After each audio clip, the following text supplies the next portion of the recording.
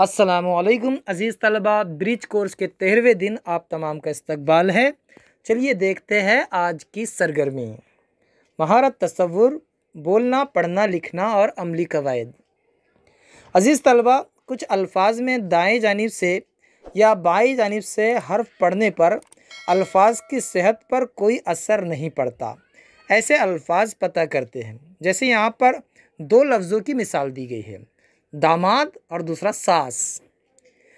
अजीज़ तलबा, दामाद को अगर आप दाएं जानिब से पढ़े तो भी दामाद होगा, अगर बाएं जानिब से पढ़े यानी उल्टा पढ़े तब भी वो दामाद ही होगा।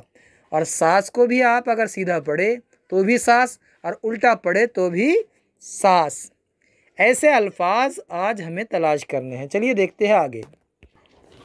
आओ अहलियत पैदा करें।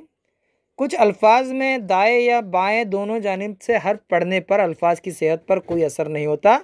ऐसे अल्फाज पढ़ते हैं मोम और नादान। यहाँ पर भी वैसा ही है, मोम को उल्टा पढ़ो या सीधा पढ़ो, मोम मोम ही पढ़ा जाएगा।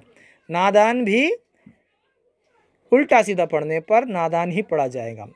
तरीक़ाकार देखिए, हुरूफ तहज्जी दाएं या बाएं से एक जैसे ही हों।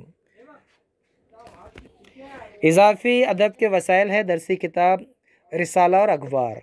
चलिए देखते हैं आगे। आओ मश्क करें।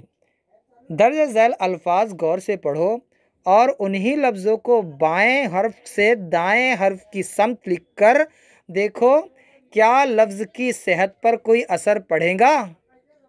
यहाँ पर दर्ज दिया गया है। मिसाल के तौर पर आप इन तमाम लफ्ज़ों को दाएं तरफ से भी लिखिए और बाएं जानिब से भी लिख कर देखिए कि उन लफ्ज़ों की सेहत पर कोई असर पड़ता है या नहीं।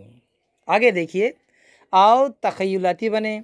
आओ अपने उस्ताद या वालिदैन की मदद से दरसी किताब, अखबार और रिसालों के ज़रिए दाएं बाएं दोनों जानिब से पढ़ने पर लफ्ज़ की सेहत पर कोई असर न हो ऐसे अल्फाज तलाश करके लिखो। ठीक है अज़ीज़ तलबा, फिर मिलेंगे अगली वीडियो के साथ। तब तक के लिए अल्लाह हाफिज़। अस्सलामु अलैकुम।